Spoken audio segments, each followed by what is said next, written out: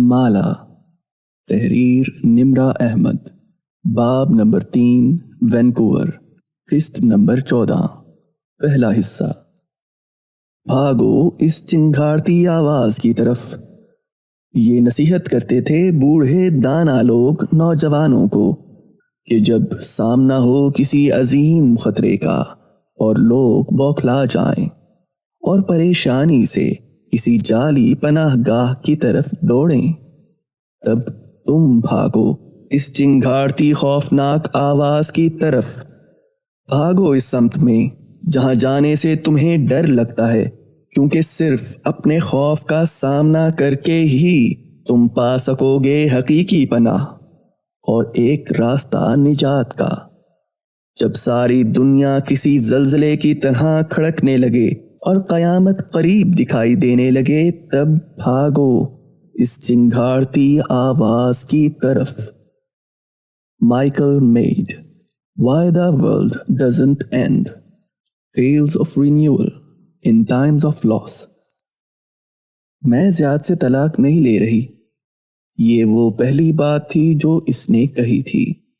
وہ کھڑکی کی طرف چہرہ موڑے کھڑی تھی۔ ماہی کو یہاں سے اس کی پشت اور ڈھیلا جوڑا دکھائی دے رہا تھا۔ ان الفاظ پہ وہ چند لمحے کچھ بول نہ سکی۔ کیا تم نے وہی کہا ہے جو میں نے سنا ہے؟ وہ بے یقینی سے اٹھ کے اس کے سامنے آئی۔ مالا اس کو نہیں دیکھ رہی تھی۔ باہر کی دھوپ میں چمکتی اس کی آنکھیں باہر پھیلے سبزے پہ جمی تھیں۔ چہرے پہ زخموں کے نشان ابھی مندمل نہیں ہوئے تھے۔ میں زیاد سے طلاق لینا چاہتی ہوں، یہ وہ پہلی بات تھی جو تم نے 6 ہفتے پہلے اس وقت کہی تھی جب تم کینیڈا آئی تھیں۔ ماہی نے اس کو کندھے سے ہلکا سا جھنجھوڑا۔ تمہیں لگتا ہے وہ بدل جائے گا، تمہارے لیے اپنی سیاہکاریاں چھوڑ دے گا؟ اس کی آنکھیں باہر اگے درخت پہ جمی تھیں۔ یہ ماہی کے کوٹ یارڈ کا واحد درخت تھا جو ہر موسم میں سبز رہتا تھا۔ وہ پھر سے تم پہ کوئی جادو کر رہا ہے نا؟ وہ اف! ماہی نے غصے سے مٹھیاں بھینچ لیں۔ وہ کچھ اور بھی کہتی، لیکن مالا کا فون تھر تھرانے لگا۔ کہو، مالا نے نمبر دیکھ کے بے دلی سے فون کان سے لگایا۔ کیا تم آج دوپہر میں فارغ ہو؟ دوسری طرف سے آتی آواز نے اسے چونکا دیا۔ کیوں؟ کوئی ہے جو تم سے ملنا چاہتا ہے؟ یہاں کون؟ اس کے ابرو الجھن سے اکٹھے ہوئے۔ وہ وینکوور صرف تمہارے لیے آیا ہے، اسے تم سے ملنا ہے۔ معافی مانگنی ہے یا کیا مجھے نہیں معلوم، لیکن کیا تم میرے لیے اس سے مل سکتی ہو؟ اور 1 سیکنڈ کے 1000ویں حصے میں وہ بوجھ سکتی تھی کہ وہ کون ہے۔ بہت سے جذبات ایک ساتھ حلق سے زبان تک آئے۔ غصہ، بے بسی، فریب دیے جانے کا احساس، لیکن جب ہونٹ کھولے تو بس لبوں سے اتنا سا نکلا، وقت اور لوکیشن بھیج رہی ہوں، اس سے کہنا آ جائے۔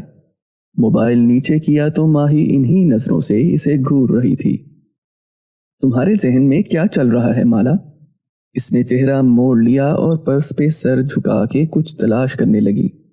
یہ تلاش کر رہی ہو؟ مالا نے چونک کے سر اٹھایا۔ ماہی ایک ننھی سی ڈبی اٹھائے ہوئے تھی۔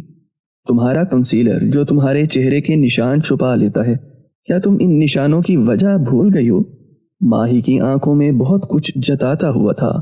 اس نے جواب نہیں دیا۔ ڈبی اس کے ہاتھ سے لی اور پاؤڈر روم کی طرف آ گئی۔ دروازہ بند کیا اور چند گہرے سانس لیے، پھر سنک کے ساتھ ٹھہر کے آئینے میں اپنا عکس دیکھا۔ وہ ماہی کی باتوں کے بارے میں نہیں سوچ رہی تھی۔ اس کا دماغ اس فون کال میں الجھا تھا۔ وہ اس ملاقات کے لیے کیوں راضی ہوئی اور وہ اس سے کیوں ملنا چاہتا تھا؟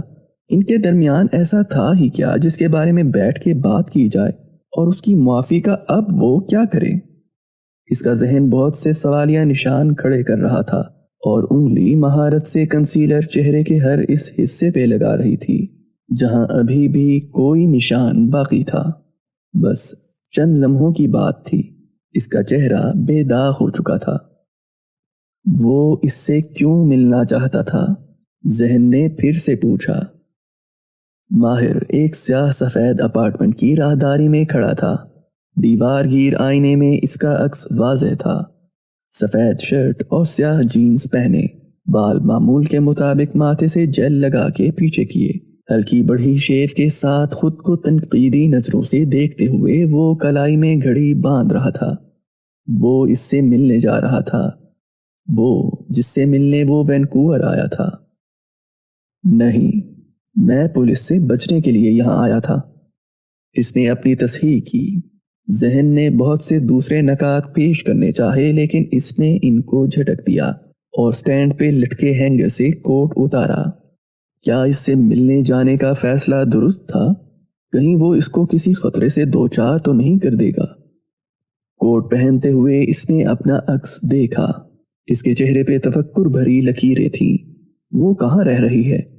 زیاد سلطان اس سے واقف نہ تھا، لیکن اگر ماہر کے اس کو ملنے سے اس کی زندگی کسی خطرے سے دوچار ہوئی، یا اگر زیاد نے ماہر کی وجہ سے اس کو ڈھونڈ لیا تو اس نے سر جھٹکا۔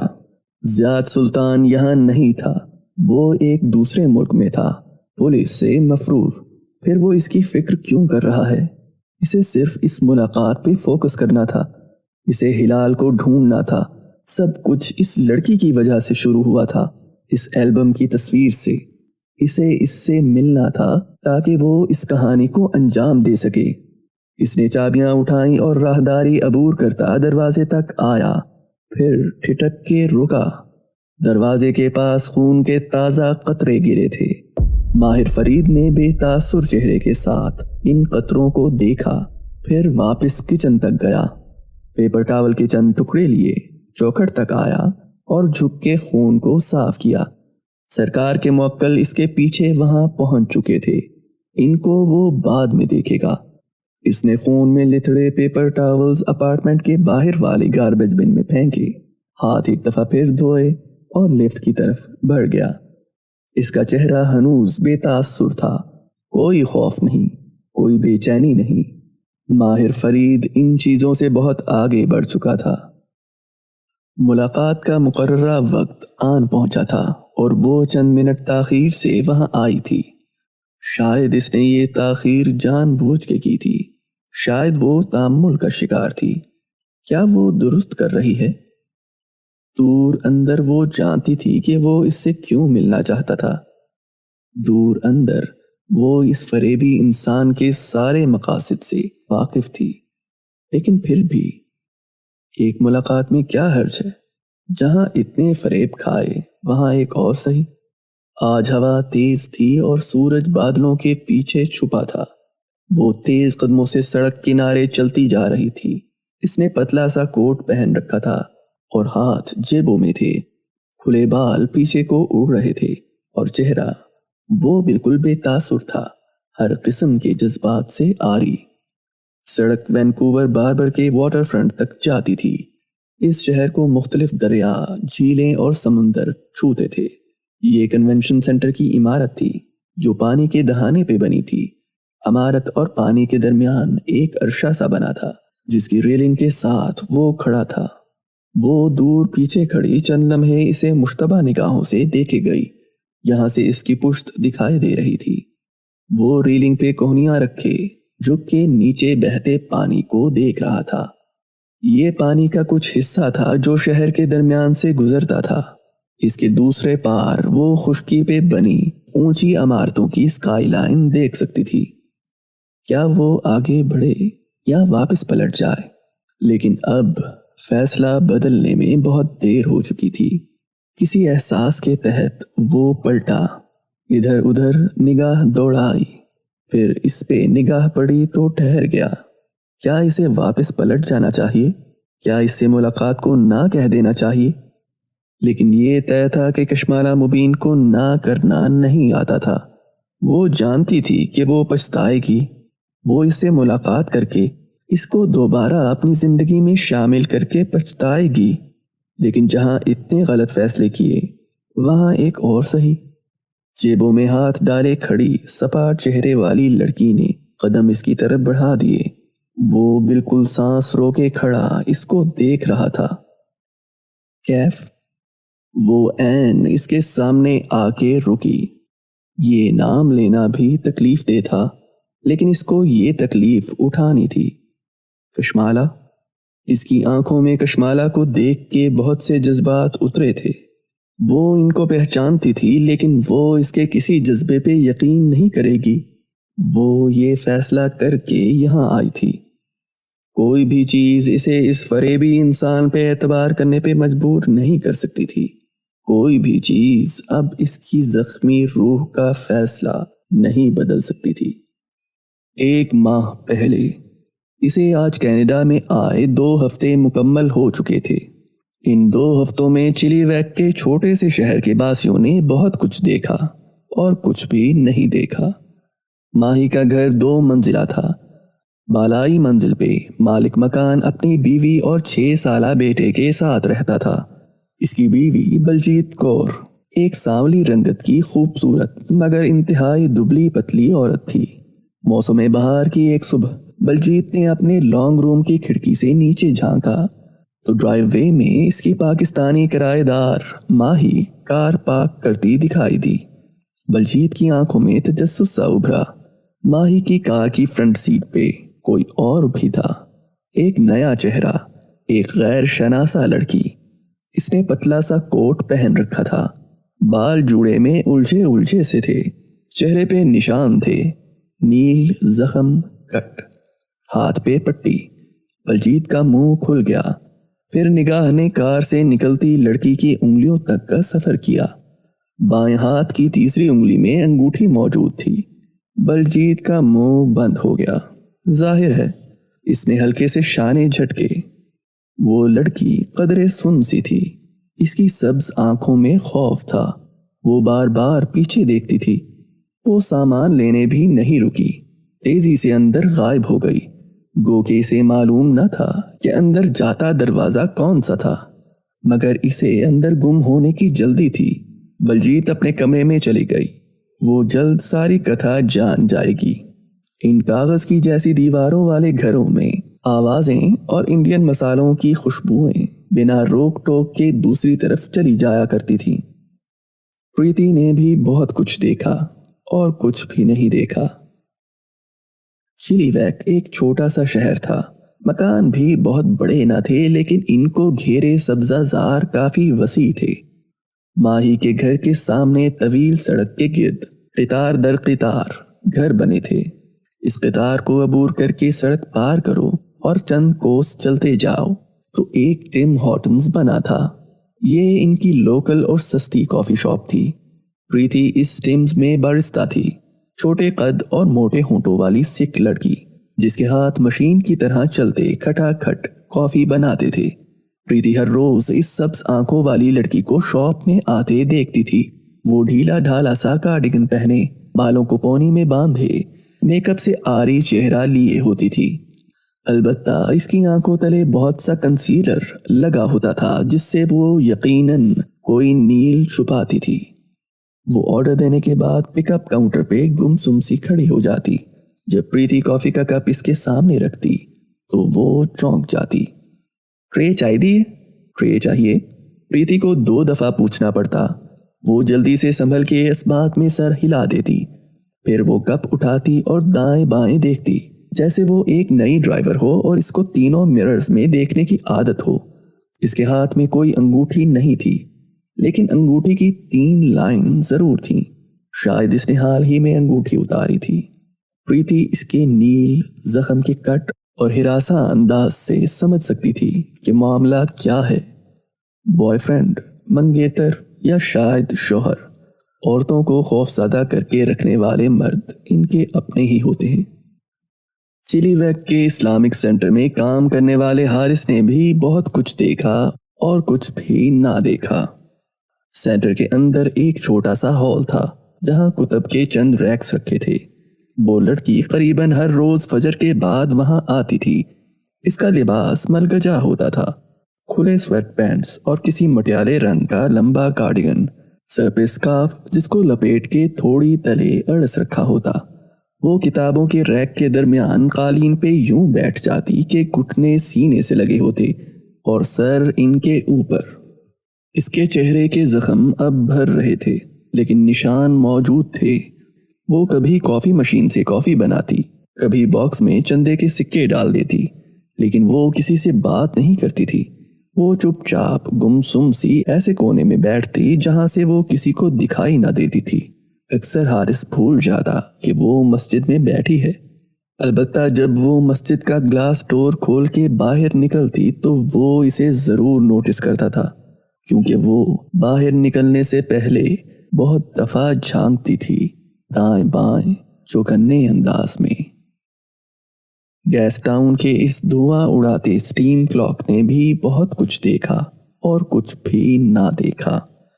وہ وینکوور کی ایک مصروف شاہراہ پہ بنا ایک کلاک ٹاور تھا جس سے ہمہ وقت دھواں نکلتا رہتا تھا۔ اس سے چند گز کے فاصلے پہ رکھے بینچ پہ وہ لڑکی اکثر آ کے بیٹھا کرتی۔ دھواں خاموشی سے اس کو دیکھتا رہتا اور وہ اسی خاموشی سے قریب سے گزرتے لوگوں کو دیکھ رہی ہوتی تھی۔ پھر کسی کے ہنسنے کی آواز پہ وہ چہرہ موڑتی، دھواں بھی اس سمت میں دیکھتا۔ کوئی ہنستا ہوا نوجوان کسی لڑکی کا ہاتھ تھامے چلا آ رہا ہوتا۔ سبز آنکھوں والی لڑکی پتلیاں سکوڑ کے انہیں دیکھتی رہتی، یہاں تک کہ وہ اس کے قریب سے گزر کے آگے بڑھ جاتے۔ دھواں بھی بغور اس کی آنکھوں میں جھانکتا اسے وہاں بہت کچھ دکھائی دیتا، شک، افسوس، حسد۔ وہ ان کپلز کو ایسے دیکھتی جیسے لوہے کا مجسمہ سونے کے مجسمے کو دیکھ کے قیاس کرتا ہے کہ وہ پیتل سے بنا ہے۔ چلی ویک کے درختوں نے بھی بہت کچھ دیکھا اور کچھ بھی نہ دیکھا۔ مغرب ہوتے ہی جب ان کے گرد اندھیرے اتر آتے اور شہر کے مکین گھروں کے اندر باہر کی بتیاں بجھا کے سارے کو تاریک کر دیتے تو درخت خاموشی سے بلکہ جھپکا جھپکا کے اداس سڑکوں کو دیکھتے رہتے۔ تب وہ باہر نکلتی اور سڑک کنارے بنے بینچ پہ بیٹھ جاتی جو بس سٹاپ کے لیے مختص تھا، لیکن اسے کوئی بس نہیں پکڑنی ہوتی تھی۔ وہ خاموشی سے وہاں بیٹھی اکا دکا گاڑیوں کو گزرتے دیکھتی رہتی۔ اب اس کے ہاتھ کی پٹی کھل چکی تھی اور چہرے کے زخم مندمل ہو رہے تھے، لیکن آنکھوں کا گمسم سا پن ہنوز موجود تھا۔ وہ شاید جیسے ابھی تک شوق میں تھی۔ مجھے زیاد سے طلاق لینی ہے۔ ماہی کے لانگ روم میں بنا اوپن کچن اس وقت دھواں دھواں ہو رہا تھا۔ وہ ایک طرف ناشتہ بنا رہی تھی، دوسری طرف بلجیت کور کے اس گھر کو بالخصوص اور کینیڈا کے تمام گھروں کو بالعموم کوس رہی تھی، جن کے وینٹیلیشن سسٹم دیسی کھانوں کے دشمن تھے۔ ذرا سا مسالہ فرائی کیا کر لو، اس کی بو گھر کے پردوں، تولیے اور کوٹ سویٹرز تک میں گھس جاتی تھی۔ کم وقت سسٹم۔ کباب کو توے پہ پلٹاتے ہوئے وہ بڑبڑائی۔ اسی وقت پیچھے سے مالا کی آواز سنائی دی۔ وہ چونک کے پلٹی، پھر پیچھے کھڑی مالا کو دیکھ کے ایک دم ٹھہر گئی۔ توے پہ پکتا کباب بھول گیا۔ مالا ابھی ابھی تیار ہو کے کمرے سے نکلی تھی، ایسے کہ بال کھلے چھوڑ رکھے تھے، سبز آنکھوں پہ بھورا مسکارا، ہونٹوں پہ لپسٹک، کانوں میں ڈائمنڈ ٹاپس، گہرے نیلے ٹاپ اور سفید ٹراؤزرز کے ساتھ بازوؤں پہ دوہرا کر کے رکھا ہلکا سا سفید سویٹر۔ کنسیلر نے چہرے کے داغوں کو پوری طرح چھپا لیا تھا اور وہ بہت دن بعد تازہ دم سی دکھائی دی تھی۔ اچھا لگا تمہیں یوں دیکھ کے، ماہی مسکرائی، پھر اوہ کر کے گھومی۔ کباب زیادہ ہی پک گیا تھا۔ کہیں جا رہی ہو؟ وہ جلدی جلدی کباب پلیٹ میں نکالنے لگی۔ کبابوں کے پکنے کی سمیل ناقابل برداشت ہو رہی تھی۔ 2 کام کرنے ہیں۔ مالا کراس باڈی بیگ کا سٹریپ کندھے پہ پہنتے ہوئے بولی تو آواز کسی قسم کے جذبے سے آ رہی تھی۔ مجھے زیاد سے طلاق لینی ہے۔ سن گلاسز نکال کے گریبان پہ اٹکائے، اور مجھے اپنی جگہ دیکھنے جانا ہے۔ اپنی جگہ؟ ماہی بری طرح چونکی۔ پہلی بات تو اس نے سنی نہیں، وہ تو ایک طے شدہ بات تھی کہ وہ زیاد سے طلاق لے گی۔ وہ اس بات کو کئی دفعہ دہرا چکی تھی۔ کوئی بھی چیز اب مالا کا فیصلہ نہیں بدل سکتی تھی، لیکن اپنی جگہ؟ یہاں کوئی پرابلم ہے کیا؟ ماہی کا دل بجھ سا گیا۔ پلیز ایموشنل مت ہونا ماہی، مجھے تمہارے گھر میں بہت آرام حاصل ہے، لیکن اب مجھے یہاں آئے 2 ہفتے گزر چکے ہیں، مجھے اپنی سپیس چاہیے ہے۔ وہ فیصلہ کر چکی تھی۔ مالا، تم ہمارے اوپر کسی قسم کا بوجھ نہیں ہو۔ اگر تم یہ اخراجات کی وجہ سے کہہ رہی ہو تو میں کئی برس سے اکیلے رہتی آئی ہوں ماہی۔ ماں کے لیے لاہور آنے سے اور زیاد سے شادی سے پہلے میں اکیلے ہی رہتی تھی۔ مجھے اپنی زندگی پھر سے واپس شروع کرنی ہے۔ وہ نرمی سے جیسے اسے سمجھا رہی تھی۔ ماہی نے بے دلی سے برنر آف کیا، پھر آگے بڑھ کے کھڑکیاں کھولنے لگی۔ یہ مہک اب کپڑوں تک میں گھس جائے گی اور عباد آتے ساتھ ہی شور مچا دے گا۔ صرف ایک غلط فیصلے کی وجہ سے یہ سب ہو رہا ہے مالا۔ ماہی اداس تھی اور جیسے اس کے لہجے میں شکایت بھی تھی۔ وہ اس شکایت کو سمجھتی تھی۔ وہ جانتی تھی کہ اس کے بہن بھائی اس کو جتنا سپورٹ کر لیں، لیکن وہ ساری عمر اس کو وہ غلط فیصلہ یاد کروائیں گے۔ وہ فیصلہ زندگی کے ہر موڑ پہ موازنے کا پیمانہ بنے گا۔ صرف ایک غلط فیصلہ۔ زیاد نے کوئی رابطہ کرنے کی کوشش کی۔ وہ کافی مشین میں کپ ڈال رہی تھی جب ماہی پیچھے سے پکار اٹھی۔ ان 2 ہفتوں میں انہوں نے شروع کے چند دنوں کے بعد زیاد کا ذکر کرنا ختم کر دیا تھا۔ اس ذکر سے تکلیف ہوتی تھی، آج نہیں ہوئی تھی۔ نہیں، وہ سعودی عرب میں ہوگا، شاید پاکستان چلا گیا ہو۔ میرا نہیں خیال پولیس اسے اتنی آسانی سے نکلنے دے گی۔ اس نے سر جھکائے بٹن دبایا۔ کافی مشین سے گڑگڑاہٹ بلند ہوئی۔ اور خلا کے کیس کا کیا بنا؟ کافی کی بھوری دھار تیزی سے کپ میں گر رہی تھی۔ روسٹ ہوئے بینز کی مہک سارے میں پھیلنے لگی، لیکن کبابوں کی مہک کا اثر توڑنے میں وہ ناکام معلوم ہوتی تھی۔ میں آج وکیل سے ملوں گی، پھر ہی کچھ معلوم ہوگا۔ فی الحال اتنا بہت ہے کہ کوئی نہیں جانتا میں کہاں ہوں۔ اپنا کافی سے بھرا کپ ایک طرف کیا اور دوسرا کپ مشین تلے رکھا۔ زیاد کے پاس جنات ہیں، ماہی سوچتے ہوئے اسے دیکھ رہی تھی۔ وہ سر جھکائے کافی کپ کی طرف متوجہ تھی۔ بال کان کے پیچھے اڑسے ہوئے تھے اور ڈائمنڈ کا ٹاپس کان کی لو میں چمک رہا تھا۔ یقیناً زیاد خود ہی جادو کرتا ہوگا۔ اگر اس نے جنات کے ذریعے تمہارے نئے گھر کی لوکیشن معلوم کر لی تو؟ میرا نہیں خیال جنات اتنے ایڈوانس ہوں گے کہ اسے میری پن لوکیشن بتا سکیں۔ وہ ہلکا سا مسکرائی، پھر اس کا کافی کپ اس کے سامنے رکھا۔ ماہی نے مسکرا کے موبائل اٹھایا اور اپنا کپ اس کے کپ کے قریب لے گئی، پھر ایک 5 سیکنڈ کی ویڈیو بنائی اور گانا لگا کے ایک ہی کلک میں پوسٹ کر دی۔ زیاد یہ ٹک ٹاک دیکھ سکتا ہے ماہی، وہ کسی فیک آئی ڈی سے تمہیں فالو کر رہا ہوگا۔ وہ خفا ہوئی۔ ماہی کو آج کل ہر چیز کلک کر کے ٹک ٹاک پہ ڈالنے کا شوق تھا۔ کافی کی ویڈیو بنانے کے بعد ہی وہ اس کے حلق سے نیچے اترتی تھی۔ اس میں صرف تمہارے ہاتھ کا انگوٹھا دکھائی دے رہا ہے۔ تم میرے گھر ہو، اتنا تو اس کو اس کے جنات بتا چکے ہوں گے۔ ماہی نے ناک سے مکھی اڑائی۔ وہ خفا بھی تھی اور اداس بھی، لیکن وہ مالا کو جانتی تھی۔ اسے اس کے غلط یا درست فیصلوں پہ عمل کرنے سے کوئی نہیں روک سکتا تھا۔ جب عباد گھر آیا تو مالا گھر دیکھنے جا چکی تھی۔ ماہی نے بجھے چہرے کے ساتھ اسے پہلی بات یہی بتائی۔ کیا ہم مالا کا خیال نہیں رکھ سکے عباد؟ وہ اپنی جگہ لینے کی بات کر رہی تھی۔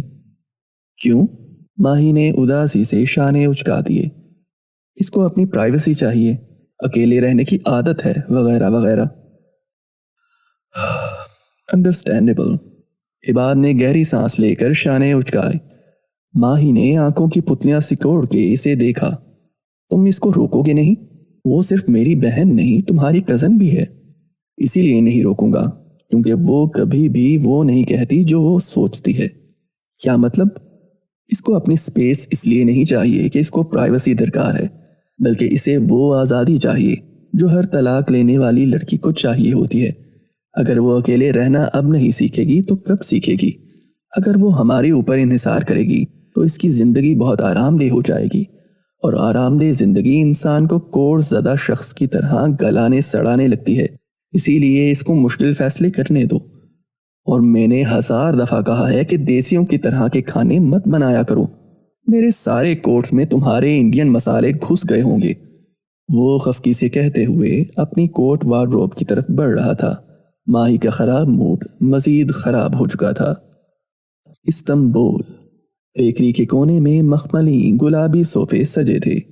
ان میں سے ایک پہ بیربل فرید نیم دراز تھا، پیر لمبے کر کے اوٹومن پہ رکھے، دونوں ہاتھوں میں موبائل پکڑے تیزی سے کیز دباتے وہ گردن دائیں بائیں جھکا رہا تھا۔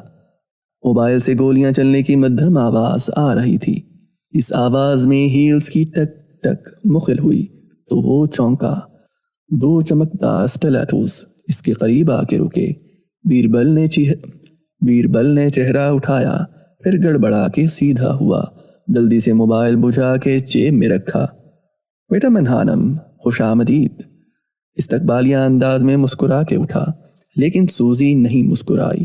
وہ ماتھے پہ بل لیے اس کے سامنے کھڑی تھی، بیج رنگ کا سوٹ پہنے، ماتھے پہ گلاسز ٹکائے، کونی پہ بیگ اٹکائے۔ وہ ناخوش سی نظر آ رہی تھی۔ بال جوڑے میں بندھے تھے اور چند گھنگریالی لٹیں خفا چہرے کے دائیں بائیں جھول رہی تھیں۔ تمہارا بھائی کہاں ہے؟ میں بھی آج کل اسے ہی ڈھونڈ رہا ہوں، تمہیں مل جائے تو مجھے بھی بتا دینا۔ وہ مسکراتے ہوئے واپس بیٹھ گیا تو سوزین کی پیشانی کے بلوں میں اضافہ ہوا۔ وہ 2 ہفتے سے لاپتہ ہے، کالز میسیجز کسی کا جواب نہیں دے رہا۔ ایسے کون کرتا ہے؟ وہ فکر مندی سے کہتی سامنے بیٹھی۔ کلاسک ماہر فرید۔ بیربل نے سراہنے والے انداز میں انگلی اور انگوٹھے کا سکہ بنا کے 3 انگلیاں بلند کی۔ وہ اکثر ایسے کرتا ہے، تمہیں آہستہ آہستہ معلوم ہو جائے گا۔ سوزین کو دیکھ کے موڈ ایک دم خوشگوار ہو گیا تھا۔ تمہیں اپنے بھائی کی فکر نہیں ہے؟ میرا بھائی ایک ATM مشین ہے، جب تک میرا کارڈ چل رہا ہے مجھے فکر کیوں ہوگی؟ وہ ڈٹائی سے ہنس دیا۔ وہ میرا کلائنٹ ہے، میں اگلی سماعت کی تیاری کر رہی ہوں، مجھے اس سے مسلسل رابطے میں رہنا چاہیے، اور وہ ہے کہ… وہ بولتے بولتے رک گئی۔ بیربل موبائل پہ ایک کال ملا رہا تھا، پھر اس نے فون دونوں کے درمیان میز پہ رکھ دیا۔ تم کس کو کال کر رہے ہو؟ اسپیکر سے گھنٹی کی آواز بلند ہو رہی تھی۔ ایک روبوٹ کے بارے میں معلومات کسی دوسرے روبوٹ سے ہی لی جا سکتی ہیں۔ وہ اسی انداز میں مسکرایا۔ گھنٹی ٹوٹ گئی، کال وصول کر لی گئی۔ صبح صبح کیوں ڈسٹرب کر رہے ہو بھی؟ مالک فرید کی بیزار سی آواز سنائی دی۔ سوزی نے افسوس سے سر جھٹکا۔ کسی زمانے میں تمہارا ایک ناخلف بھتیجا ہوا کرتا تھا، جو تمہارے تخت و تاج کو چھوڑ کے اپنے بھائی کی محبت میں… تمہارا ATM کارڈ چل رہا ہے؟ بیربل دل کھول کے ہنس دیا، پھر کندھے اچکا کے سوزی کو دیکھا۔ مجھے پرواہ نہیں ہے، لیکن سوزین خانم کو اس سے رابطہ کرنا ہے۔ اس کو فیس نہیں مل رہی؟ مالک کی آواز اب ایک سرد سی غراہٹ میں بدل چکی تھی۔ مل رہی ہے، لیکن میں… کھنکارتے ہوئے اس نے چہرہ فون کی طرف جھکایا، مگر مالک نے بات کاٹ دی۔ پھر اس فیس کو حلال کرو، کیونکہ ماہر پیسے یوں ضائع نہیں کرتا۔ تم اپنا کام کرو، اس کو لاپتہ رہنے دو۔ کیا آپ اس سے اتنا کہہ سکتے ہیں کہ وہ اس لڑکی کا پیچھا کرنے سے وقت نکال کے مجھ سے بات کر لے؟ لڑکی؟ بیربل چونکا۔ کیوں؟ تمہیں نہیں معلوم تمہارا بھائی ایک لڑکی کے پیچھے کینیڈا گیا ہے؟ سوزی نے تن سے اسپیکر پہ لگے فون کی طرف اشارہ کیا۔ بیربل کی آنکھیں چمک اٹھیں، ایک دم سیدھا ہو کے بیٹھا۔ وائے بے! اس نے بے اختیار اپنے گھٹنے پہ ہاتھ مارا۔ کون سی لڑکی؟ کیا یہ تمہارا مسئلہ ہے بھی؟ مالک فرید جیسے اکتا گئے، پھر توقف سے بولے، اس کی کوئی پرانی دوست ہے۔ بیربل کے کندھے ڈھیلے پڑ گئے، ساری ایکسائٹمنٹ ہوا ہو گئی۔ آج تم ہمیں بتا ہی دو کہ ماہر فرید کی زندگی میں کتنی لڑکیاں ہیں۔ لیکن دوسری طرف سے کال کاٹی جا چکی تھی۔ سوزی بڑبڑا کے اٹھ گئی۔ ابھی وہ پلٹی ہی تھی کہ بیربل فرید کی زبان پھسلی۔ بیٹا منہانم، آپ اس ویکینڈ پہ کیا کر رہی ہیں؟ وہ گہری سانس لے کر گھومی اور انہیں تیوڑی چڑھی نظروں سے بیربل کو دیکھا۔ میں ان لڑکوں کے ساتھ ڈنر پہ نہیں جاتی بیربل فرید، جو اپنے بھائی کی ATM مشین پہ انحصار کرتے ہیں۔ یہ سوال مجھ سے تب پوچھنا جب تم اپنے پیروں پہ کھڑے ہو۔ پھر اس نے نگاہ گھما کے چاروں اطراف میں دیکھا، اور جنریشنل ویلتھ سے بیکری یا کیفے بنا کے آج تک کوئی اپنے پیروں پہ نہیں کھڑا ہوا۔ ایک جتاتی نظر اس پہ ڈال کے وہ پلٹی اور ٹھک ٹھک چلتی آگے بڑھ گئی۔ وہ جہاں تھا وہیں بیٹھا رہ گیا، چہرہ قدرے گلابی ہوا، لب بھنج گئے۔ 3 سال نہیں 3.5 سال رہ گئے تھے، پھر ماہر فرید اس کے حصے کی وراثت اس کے حوالے کرنے کا پابند ہوگا، پھر اس کو کوئی یہ طعنہ نہیں دے سکے گا۔ وینکوور حد نگاہ تک سبزہ پھیلا تھا، اونچے اونچے سبز ٹیلے، نشیب میں پرسکون پانی جو کسی ایسی بنا سلوٹ کے چادر جیسا تھا۔ سبززار پہ فاصلے فاصلے پہ درخت اگے تھے، اور ایسے ہی ایک درخت تلے وہ اکڑوں بیٹھا تھا، ٹراؤزرز پہ آدھے آستین کی شرٹ پہنے، بال ماتھے پہ بکھیرے، بڑی شیو اور جھکا چہرہ، گھٹنوں پہ رکھے ٹیبلٹ پہ تیزی سے چلتی انگلیاں۔ وہ کچھ بنا رہا تھا، عمارت، تصویر یا کوئی چہرہ یہاں سے واضح نہ تھا۔ دفتن ماہر نے گردن اٹھائی، آنکھیں بند کر کے اسے باری باری دونوں کندھوں سے لگایا، پھر چہرہ سیدھا کیا۔ فون وائبریٹ کرنے لگا تو ماہر کے چہرے پہ بیزاری ابھری، جیب سے اسے نکال کے دیکھا، بیزاری کم نہیں ہوئی۔ بولو، بیربل کو معلوم ہے تم کس لیے اس ملک آئے ہو؟ مالک فرید کی آواز سرد اور بے تاثر تھی۔ ماہر نے گہری سانس کھینچی۔ میں یہاں صرف اس مقدمے سے بچنے آیا ہوں، کسی سے ملنے نہیں۔ وہ اب دائیں بائیں چلتے لوگوں کو دیکھ رہا تھا۔ یعنی ابھی تک تم نے اس سے ملنے کا فیصلہ نہیں کیا؟ انٹرسٹنگ۔ وہ رکے، جیسے کسی گرم مشروب کا گھونٹ بھرا۔ ایک اچھی خبر ہے اور ایک بری، پہلے کون سی سناؤں؟ بری۔ اس کا سانس رک گیا، ذہن سے ارد گرد ٹہلتے لوگ، ان کے کتے اور پانی پہ اڑتے بگلے محو ہو گئے۔ وہ سرخ ٹکڑا ایک نورانی قاعدے کے سرور کا کنارہ تھا۔ ہم اس قاعدے کی پبلشنگ کمپنی تک پہنچ چکے ہیں۔ اچھی خبر کیا ہے؟ یہ اچھی خبر تھی۔ مالک فرید نے گہری سانس لی۔ بری خبر یہ ہے کہ وہ قاعدہ انہوں نے 321 مدرسوں کو فراہم کیا ہے۔ وہ سرخ ٹکڑا اس ایڈیشن کا حصہ تھا جو خاص طور پہ مدرسوں کے لیے بلک میں بنایا جاتا ہے۔ 321 مدرسے، اس کا دل ڈوبا۔ تم یہ تلاش یہاں بھی جاری رکھ سکتے تھے ماہر، اپنے گھر، اپنے شہر میں۔ ان کی آواز میں تعصب کی جھلک تھی۔ ان میں سے کتنے مدرسے لاہور یا اس کے قریب ہیں؟ اس نے ہمیشہ کی طرح اس تعصب کو نظر انداز کیا۔ یہ 321 مدارس لاہور اور اس کے مضافات میں ہی ہیں۔ ایک لہر سی اس کی ریڑھ کی ہڈی سے رینگتی ہوئی پیروں تک سفر کر گئی، ایسی لہر جو چلتے پھرتے انسان کو مفلوج کر دے، نا امیدی کی لہر۔ ہمارے ساتھ بھلے شہر بھر کی پولیس ہو، ہم 300 مدرسوں پہ ریڈ نہیں کر سکتے ماہر۔ اس نے انگلیاں اضطرابی انداز میں بالوں میں پھیری، خشک لبوں پہ زبان پھیری، گردن دائیں بائیں گھمائی۔ الفاظ ختم ہو گئے تھے۔ اس سے ملنے مت جانا، تم اس کو خطرے میں ڈالو گے۔ میں اس کے لیے یہاں نہیں آیا۔ وہ تلخ ہوا، قریب میں جھنکار سنائی دی۔ ماہر نے چہرہ اس طرف موڑا۔ ایک ادھیڑ عمر عورت ایک پنجے کے بل بیٹھی تسمہ باندھ رہی تھی۔ ساتھ کتا تابع داری سے کھڑا تھا۔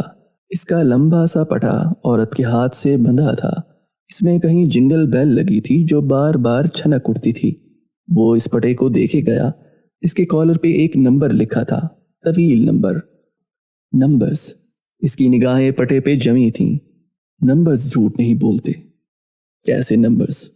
ہمیں 300 مدرسوں پہ ریڈ کرنے کی ضرورت نہیں ہے۔ ہمیں صرف ہر مدرسے کے نمبرز اور فگرز چیک کرنے ہیں، ان کے اخراجات، انکم ٹیکس فائلنگ۔ کسی مدرسے کے پاس state of the art technology ہے، electric water coolers, solar panels. ہمارا مدرسہ وہ ہے جس کے در و دیوار سے عمارت ٹپکتی ہو۔ دوسری طرف چند ثانیے کے لیے خاموشی چھا گئی۔ اور اگر ایسا کوئی مدرسہ نہ ملا؟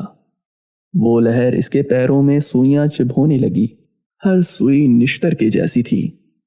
میری بہن زندہ ہے مالک، جس دن وہ مرے گی میں اس کی تلاش ختم کر کے گھر واپس آ جاؤں گا۔ اس نے موبائل نیچے رکھ دیا۔ وہ عورت اور اس کا کتا اب گزرگاہ پہ چلتے دور جا رہے تھے۔ ذہن پھر سے اس کی طرف بھٹکا۔ کیا ماہر کو اس سے ملنا چاہیے؟ وہ جس سے ملنے وہ اس شہر آیا تھا۔ اب تم کیا کرو گی مالا؟ صفورہ نے اس روز کال کرتے ہی پہلی بات یہی پوچھی تھی۔ گزشتہ رات ان کی تفصیل سے بات ہوئی تھی اور وہ تب سے اب تک مسلسل میسیجز کر رہی تھی۔ اتنا کچھ ہو گیا، تم نے مجھے نہیں بتایا، وغیرہ وغیرہ۔ نہ جانے کیوں دوست سمجھتے ہیں کہ اگر ان کو ہمارے حالات معلوم ہوتے تو وہ انہیں بدل دیتے۔ میں اپنی نئی زندگی شروع کروں گی، اس نے اسی پرسکون انداز میں بتایا تھا جس میں اس نے ماہی کے سامنے علیحدہ رہنے کا اعلان کیا تھا۔ وہ ماہی کے گھر کے کمرے میں سے اپنا سامان اکٹھا کر رہی تھی۔ قریب ہی باکسز رکھے تھے، ایک باکس کے اوپر رکھا سفید گملہ اور ایک خوشبودار کینڈل۔ خاموشی سے اسے دیکھ رہے تھے۔ کہاں رہو گی؟ ایک اپارٹمنٹ تلاش کر لیا ہے، اسے ایک کالج سٹوڈنٹ سب لیٹ کر رہی ہے۔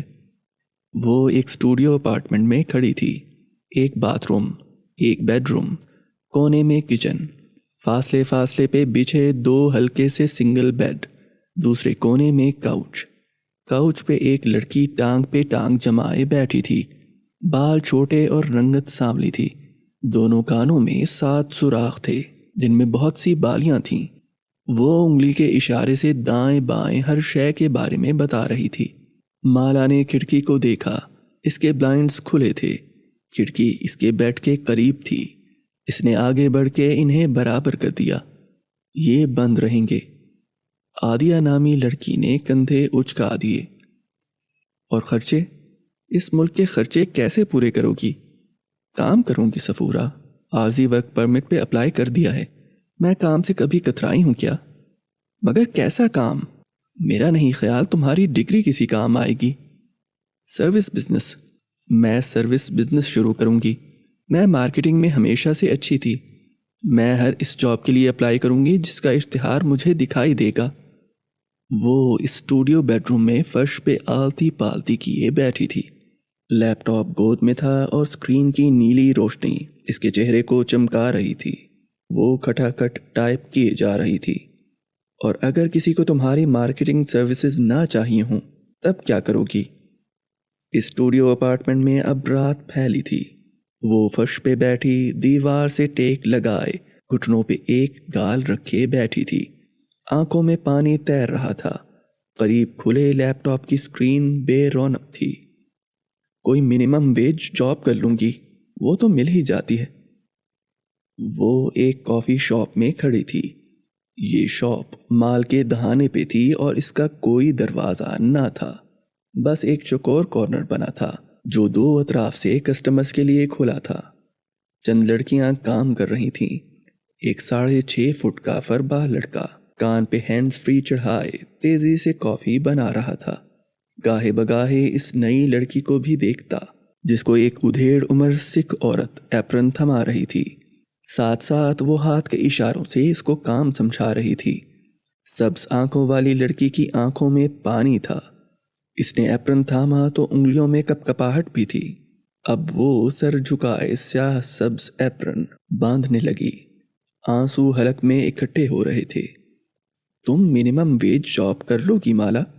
تم اپنے ملک میں ریسٹورانٹ چلاتی تھی، تمہارے نیچے 20 لوگ کام کرتے تھے۔ میں سب کچھ کر لوں گی، مجھے صرف سروائیو کرنا ہے۔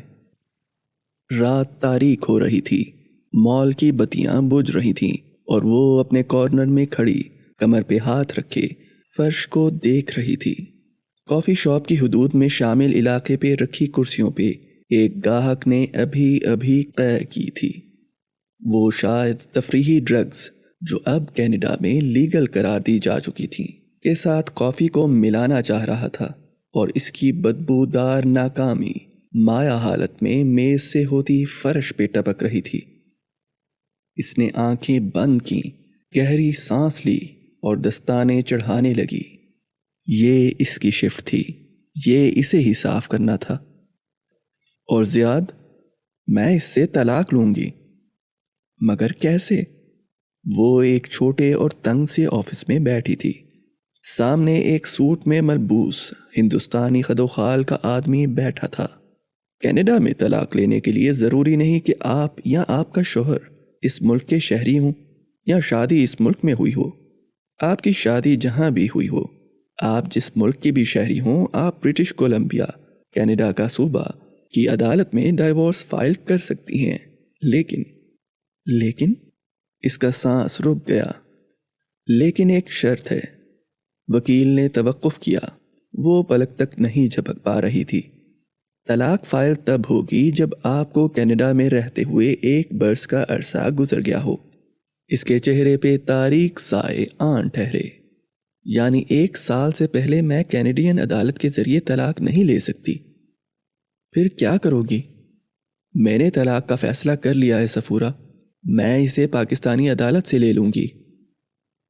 وہ موبائل سکرین چہرے کے سامنے کیے بس سے اتر رہی تھی۔ سن گلاسز آنکھوں پہ تھے اور کانوں پہ ہینڈز فری لگے تھے۔ سکرین پہ موہت کا چہرہ دکھائی دے رہا تھا اور اس چہرے پہ ایک ساتھ بہت سے تاثرات تھے۔ تمہیں ایمبیسی کے ذریعے یہاں مجھے پاور آف اٹرنی بھجوانا ہوگی، پھر میں تمہاری طرف سے یہاں خلا کا کیس فائل کر دوں گا۔ تمہیں آنے کی ضرورت نہیں ہوگی۔ وہ وکیل سے بات کر چکا تھا۔ میں واپس آؤں گی بھی نہیں موہت، وہ مجھے جان سے مار دے گا۔ وہ دائیں بائیں دیکھتی سڑک عبور کر رہی تھی۔ مال کی عمارت سامنے تھی۔ مالا، تم مجھے پہلے بتاتی تو۔ وہ افسوس سے کہہ رہا تھا۔ میرے پاس پچھتاووں کا وقت نہیں ہے موہت۔ وہ مزید اپنے بہن بھائی اور دوستوں سے یہ بات نہیں سن سکتی تھی۔ مجھے بتاؤ، مجھے کب تک خلا مل سکے گی؟ خلا کا فیصلہ عموماً 3 ماہ میں آ جاتا ہے۔ اس سے دیر بھی ہو سکتی ہے اگر وہ کیس کا بھرپور مقابلہ کرے، لیکن چونکہ وہ سعودی عرب میں مفرور ہے اور میرا نہیں خیال وہ آسانی سے پاکستان واپس پہنچ سکے گا، اس لیے امید ہے کہ 1 ماہ میں فیصلہ آ جائے گا۔ میں ان باتوں پہ زیادہ یقین نہیں کرتی، لیکن ذات کے جادو کا کیا کرو گی؟ وہ اس اونچی دیواروں والے ہال میں سبز قالین پہ 2 زانوں بیٹھی تھی۔ درمیان میں ایک لکڑی کی ننھی سی میز تھی اور دوسری جانب ڈاکٹر رائٹ بیٹھے تھے۔ میں وہ تسبیحات پڑھ رہی ہوں جو آپ نے بتائی تھیں۔ وہ چڑچڑی نظر آ رہی تھی۔ میں دعائیں بھی مانگ رہی ہوں۔ مجھے لگتا ہے میرا دماغ جیسے آزاد ہو گیا ہے، لیکن میرا خوف نہیں جاتا۔ ہر وقت لگتا ہے کہ کوئی پیچھا کر رہا ہے۔ وہ جواب میں کچھ کہنے لگے، لیکن وہ ان سے پہلے تیزی سے بولی۔ میں بہت مذہبی نہیں ہوں، میں حجاب نہیں لیتی، میں فرض نمازیں پڑھ کے اٹھ جاتی ہوں۔ کیا یہ میرے ساتھ اس لیے ہو رہا ہے؟ وہ ہلکا سا مسکرائے اور سر جھٹکا۔ جادو کے ہونے کا تعلق کسی عورت کے سر ڈھانکنے یا نہ ڈھانکنے سے نہیں ہوتا۔ ہم سب گناہ گار ہیں، ہم سب ورک ان پروگرس ہیں۔ سب مسلمان عورتوں کو سر ڈھانکنا چاہیے، لیکن وہ ان کو اپنے رب کی رضا کے لیے کرنا چاہیے، جادو اتارنے کے لیے نہیں۔ جادو اترتا ہے رقیہ شرعیہ سے، اذکار سے اور سب سے بڑھ کے دعا سے۔ اور میرا خوف، جادو اتر جائے تب بھی اس خوف کا کیا کروں؟ اس کی آنکھیں پھر سے بھیگنے لگیں۔ وہ جواب میں کچھ کہہ رہے تھے۔ اب تم کہاں رہ رہی ہو؟ صفورہ نے رک کے اضافہ کیا۔ کہیں زیاد اپنے جنات سے تمہاری رہائش گاہ کا پتہ معلوم نہ کر لے۔ اسے خدشہ ہوا۔ کسی کو نہیں معلوم کہ میں کہاں ہوں۔ میں نے نمبر بدل لیا ہے۔ میں صبح شام کی دعائیں پڑھ کے گھر سے نکلوں گی۔ ڈاکٹر رائٹ کہتے ہیں کہ جو اذکار پڑھتا ہے اس کے بارے میں جنات اپنے جادوگر کو خبریں نہیں دے سکتے۔ وہ رکی اور طمانیت سے مسکرائی۔ کوئی جن اس کو نہیں بتا سکے گا کہ میں کہاں رہتی ہوں۔ وہ اس صبح باتھ روم کے آئینے کے سامنے کھڑی بال پونی میں باندھ رہی تھی۔ گال پہ نیا دانہ چمک رہا تھا۔ پیروں میں بند فلیٹ جوتے تھے۔ وہ آئینے میں دیکھتے ہوئے مسکرائی۔ اسے جاب کرتے ہوئے 1.5 ہفتہ ہونے کو آیا تھا۔ اب وہ سڑک پار کرتے ہوئے بار بار دائیں بائیں نہیں دیکھتی تھی۔ کوئی نہیں جانتا کہ مالا کہاں ہے۔ آئینے میں دیکھتے ہوئے وہ مسکرائی۔ میں زیاد سے بہت دور آ چکی ہوں۔ میں اس بڑے سے ملک میں بہتے انسانوں کے سمندر میں گم ہو جاؤں گی۔ وہ مجھے کبھی نہیں ڈھونڈ سکے گا۔ وہ کبھی میرے پیچھے نہیں آ سکے گا۔ اس نے کراس باڈی بیگ ایک کندھے سے گزار کے دوسرے پہلو پہ لٹکایا اور سکارف گردن میں لپیٹتی دروازے تک آئی۔ کوئی نہیں جانتا کہ میں کہاں ہوں۔ زیاد سلطان اب مجھے کبھی نہیں ڈھونڈ سکے گا۔ وہ اپارٹمنٹ بلڈنگ کے دروازے سے باہر نکلی تو بہار کی خوشگوار ہوا نے استقبال کیا۔ دعا پڑھتے ہوئے اس نے باہر پھیکے روشن دان کو دیکھا اور زینے اترنے لگے۔ اب وہ اپنے ماضی کا زیاد سلطان نامی باب بند کر کے ایک نئی زندگی شروع کرے گی۔ وہ آخری زینے پہ تھی جب قدم زنجیر ہو گئے۔ اس کے سامنے، عین سامنے، نگینہ بیگم کھڑی تھیں۔ کشمالہ مبین کی ساری دنیا ایک لمحے میں الٹ کے رہ گئی۔